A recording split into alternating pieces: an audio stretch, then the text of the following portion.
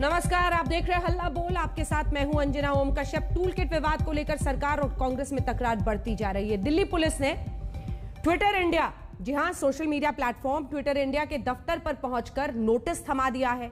साथ ही कांग्रेस के 2 नेताओं को पूछताछ के लिए बुला लिया है। इस बीच कांग्रेस ने ट्विटर को चिट्ठी लिखकर 11 केंद्रीय मंत्रियों के ट्वीट को मैनिपुलेटेड मीडिया का टैग देने की मांग कर दी है। यह रिपोर्ट देखिए। डॉक्टर संबित पात्रा, जिनके ट्वीट के बाद यह बवाल मचा है और कांग्रेस और बीजेपी के बीच मच गया है घमासान, हमारे साथ जुड़ गए सुप्रिया श्रीनेत, कांग्रेस पार्टी की राष्ट्रीय प्रवक्ता हमारे साथ जुड़ गई हैं। हमारे साथ विक्रम सिंह साहब जुड़ गए हैं, यूपी पुलिस के पूर्व डीजीपी। विक्रम सिंह साहब, बहुत सारे सवाल दिल्ली पुलिस के एक्शन पर आपसे पूछूंगी मैं, लेकिन इससे पहले कि हम आगे बढ़े, आपको पहले अपनी ये रिपोर्ट दिखाते हैं, फिर चर्चा की शुरुआत करेंगे।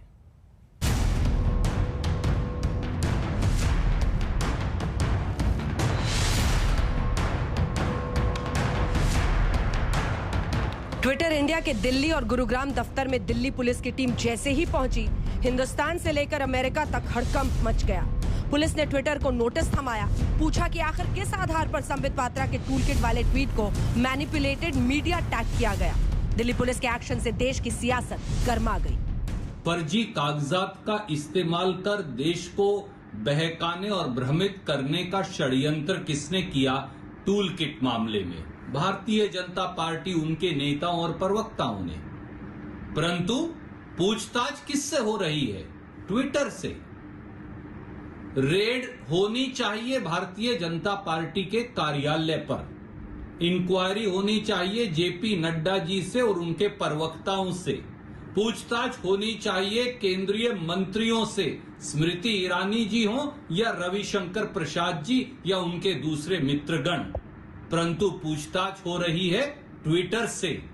दिल्ली पुलिस ने ट्विटर इंडिया के सीईओ से पूछा कि ट्विटर के पास ऐसी क्या जानकारी है जिसके आधार पर उन्होंने कुछ सोशल मीडिया यूजर्स को, जिन्होंने कांग्रेस के टूलकिट को पोस्ट किया था, उन्हें मैनिपुलेटेड मीडिया टैग किया है। स्वाभाविक सी बात है कि ट्विटर के पास जो जानकारी है उन्हें उसे एजेंसी को देना चाहिए। और ट्विटर इंडिया के सीईओ ये नहीं कह सकते कि वो सिर्फ मार्केटिंग और सेल्स के लिए जिम्मेदार हैं और कंटेंट के लिए नहीं। ट्विटर इंडिया को हिंदुस्तान के कानून और हिंदुस्तान के संविधान के अंतर्गत यहाँ पर अपना बिजनेस करना होगा, और अगर यहाँ की एजेंसीज कुछ सवाल पूछती हैं तो उसका जवाब भी देना होगा। दरअसल वो तारीख थी 18 मई, जब बीजेपी प्रवक्ता संबित पात्रा ने अपने ट्विटर हैंडल से टूलकिट को जारी करते हुए कांग्रेस को घेरा। संबित ने आरोप लगाया था कि टूलकिट की मदद से कांग्रेस कोरोना को लेकर सरकार और पीएम मोदी की छवि खराब कर रही है। कांग्रेस पार्टी का एक टूलकिट चल रहा है कि किस प्रकार से ये जो महामारी है, ये जो कोरोना का पेंडेमिक है, उस पेंडेमिक में भी, उस विपत्ति में भी किस प्रकार राजनीति करनी है और किस प्रकार से भ्रम की स्थिति को उत्पन्न करते हुए कांग्रेस पार्टी अपने राजनीतिक मंसूबे को मजबूत करना चाहती है।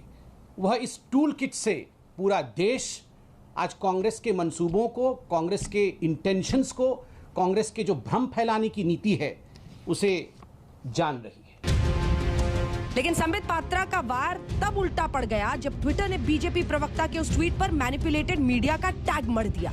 सिर्फ संबित ही नहीं, बीजेपी के कई नेताओं के ट्वीट को मैनिपुलेटेड मीडिया का तमगा दे दिया गया।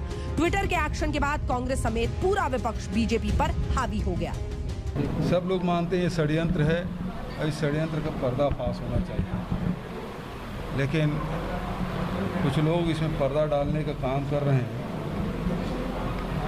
जो बेहद दुर्भाग्यजनक है।